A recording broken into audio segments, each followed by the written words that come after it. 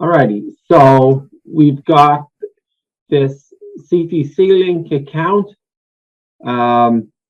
and we've got to figure out how powerful the shortest allowed password would be.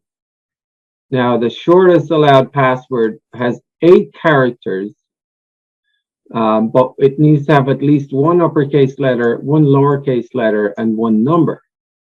Special characters may be used, but are not required.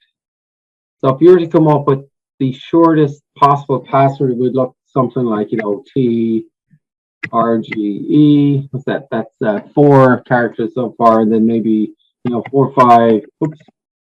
All right, this isn't working out very well. 4. Let me put that at the beginning. Yeah, something like that, and then maybe capital L and a lowercase k. So 1, 2, 3, 4, 5, 6, 7, 8. So that's an example of a shortest allowed password for your Ctclink account, and least secure, because there are only 3 types of characters used. There's uppercase letters, lowercase letters, and digits, and that's it. We haven't used any special characters such as ampersand or star or $sign or exclamation mark or add or anything like that, right?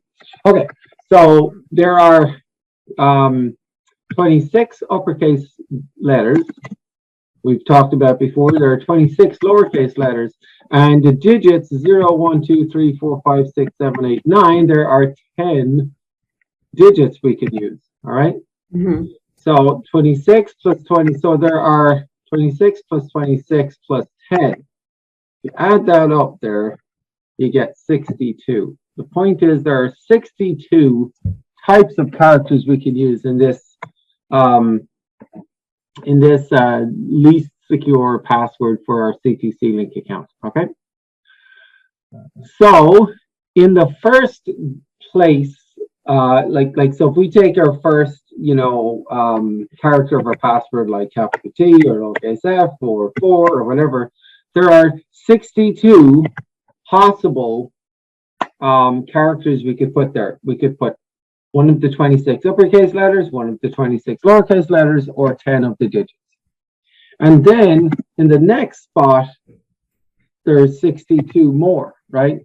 And we've talked a lot about how if there's 62 possible in the first spot and 62 in the other, well, if you multiply that, if you think about a password that's just 2 characters long, right? So let's say our password is, TF or like, 7H or whatever. There are, for a 2 character password, that will be 3,844 possible passwords for 2 characters. Does that make sense? Yes, it does. And for 3 characters, as we've talked about this before, 62 times 62 times 62 again, because it could be any of those 2-digit, 2-character passwords with another of these characters put onto the end of it. So now there are, almost 250,000 3-character passwords and so on. And by the way, that would be 62 to the power of 3, right? Right. And so for an 8-character password, how would we calculate that? You just go 62 to the power of 8. Perfect. 62 to the power of 8. So we have 2.18 times 10 to the 14 possible number of passwords. And by the way, that is 2.18. That's roughly speaking 2 with 14 zeros. 1, 2, 3, 4, 5, 6, 7, 8, 9, 10, 11, 12, 13, 14. That's what that number actually is, right? Oops. Roughly. Okay. So 200. That's million, billion, trillion. Roughly 200 trillion possible combinations. Even for this least secure, there are still 200 trillion possible combinations. That's 2.18, so it's actually not 200 trillion. It's more like it's actually 218,340,106. How many digits do I miss? Let's see. I need 14 digits after the first two, so that's 3, 5, 6, 7, 8, 9, 11. There we go.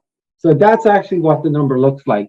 218,340,106,000,000 possible passwords with 8 character long. Okay, 8 characters long. Right? Okay. So in any case, we take that number, right, and a decent hacker can guess 100 billion passwords per second. That's 10 to the power of 11, right? So we take this number and divide that by 100 billion. 100, 1, 2, 3, 4, 5, 6, 7, 8, 9. And the question then is, so it's 100 billion passwords per second. Now it'll take him 2,183 seconds, okay? And by the way, you didn't have to write out the numbers like I did. I just did it for the point of education. Okay. But you could have had it like, this, that number, and then divide that by, I'll just divide the whole thing by 10 to the 11th, right?